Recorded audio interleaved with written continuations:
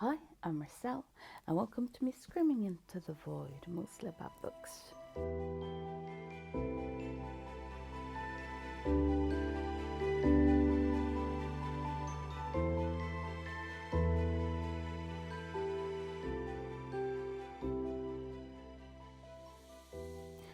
I am doing a project where I read a lot of romance books because I want to understand the romance genre and why it is so popular.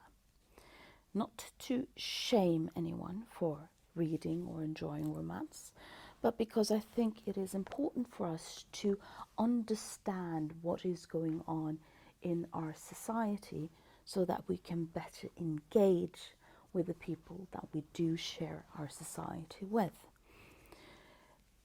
I started this project by having just two criteria about what a romance is. And those were one, that it needed to center a romance plot, and second, that it needed to have a happy ending. And the reason why I chose those two definitions was because, well, everyone told me that those two were the definitions. During this project, I have ventured and argued for a third category, and that is that romance is a form of wish fulfillment story. And that you, for example, therefore have a difference between a romance book and a love book.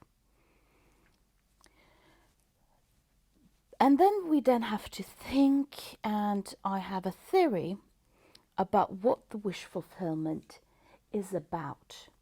Now, what do I mean with what the wish fulfillment is about? Isn't it just about reading about hot people being madly in love? Well, yes and no. When Freud presented the idea of wish fulfillment, that is, that we do daydream, fantasize, and create stories and situations in our mind that will be defined as wish fulfillment, he talked about how wish fulfillment, from a psychological perspective, we're trying to create a space where the pressures and expectations from society could coexist harmoniously with our inner desire.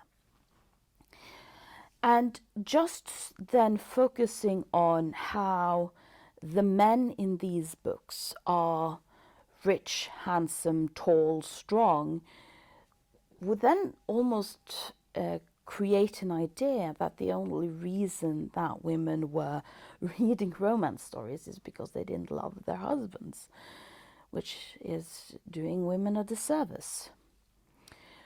So what do I then think that this is about? What is sort of the aspect here? Now, I haven't read all of the romance books I said I was going to read, and I am going to read, but I have an idea of what might be going on here, and then I'm presenting it to hear what you think. So one of the things that actually struck me reading these books systematically is how similar the men are. And by that I mean they're strong, tall, dark, handsome, and very often in very much the same way. And that's why I feel also that this is just about me being unhappy with my husband might be doing people a disservice, because if the idea was that I wanted to fantasize my dream man, shouldn't the men be more different? Shouldn't there be more differences in how they look, in how they act, in their personality? There are differences, of course. I mean, there are tropes, especially, but it's surprisingly similar.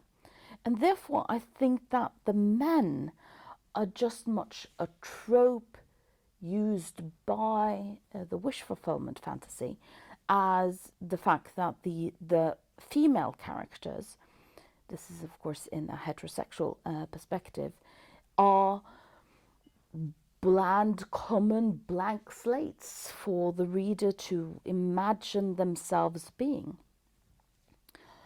Because one thing that is also very clearly an aspect of a lot of these relationships is that the emotional labor of creating and upholding the relationship is on the men, not the women. Now, what do I mean with that? And that has to do with the fact that if you want to have a relationship with someone, either it being a family member or it being friendly or romantic or colleagues or anything like that, that type of relationship needs to be nurtured to be able to survive. You need to talk to people. You need to share time with people.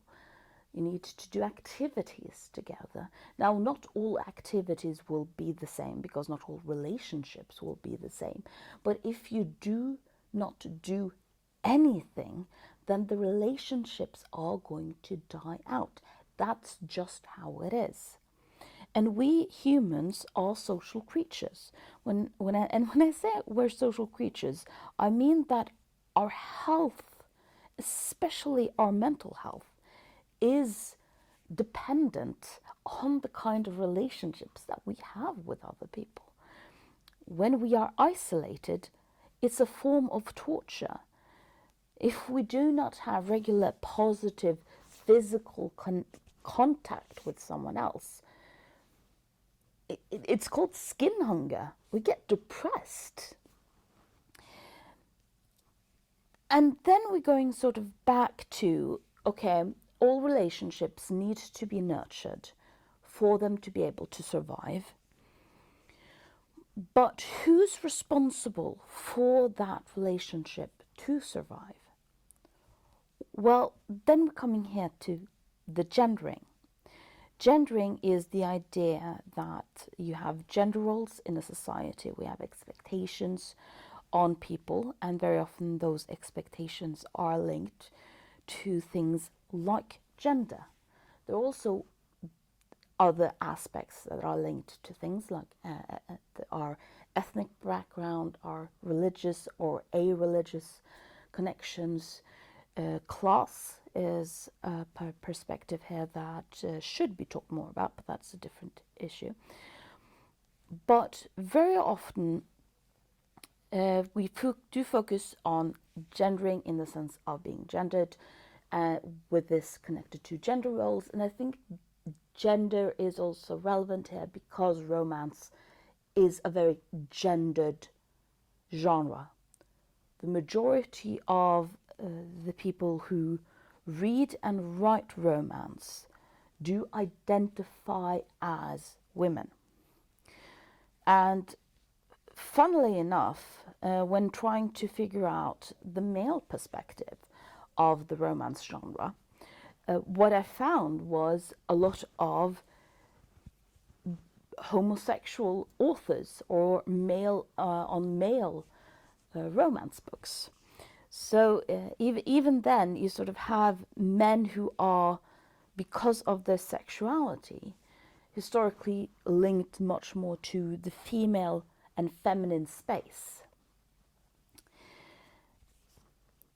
And this is important because historically, if you look at, I'm now talking about especially from a European and American perspective, Northern American perspective, but based on what I know from other cultures as well, women historically have been gendered to be focused on the home, being focused on men are being providers, women are the homemakers. Women are the ones who cook the food, rear the children, and also are responsible for the connections between the family unit. It's mom who calls us when we haven't heard, when they haven't heard from us in a while. Not necessarily dad, statistically. Always exceptions, but statistically.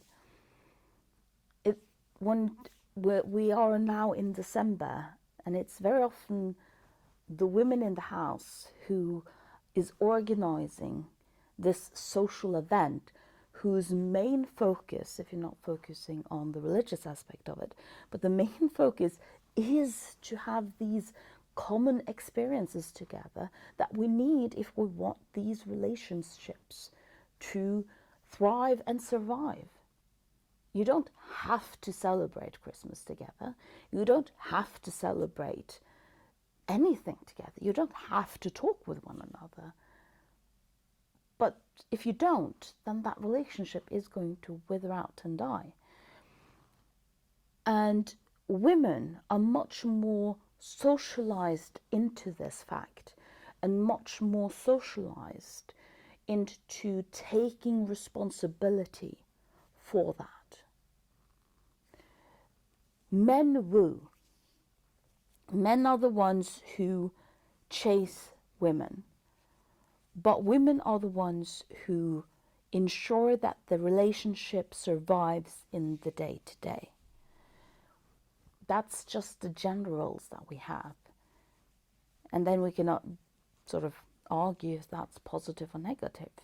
But what you find in the romance book is that it's the men who not only woo, they are also the ones who ensure the things in the day-to-day. They are the ones who call. They are the ones who pay attention to your likes and dislikes.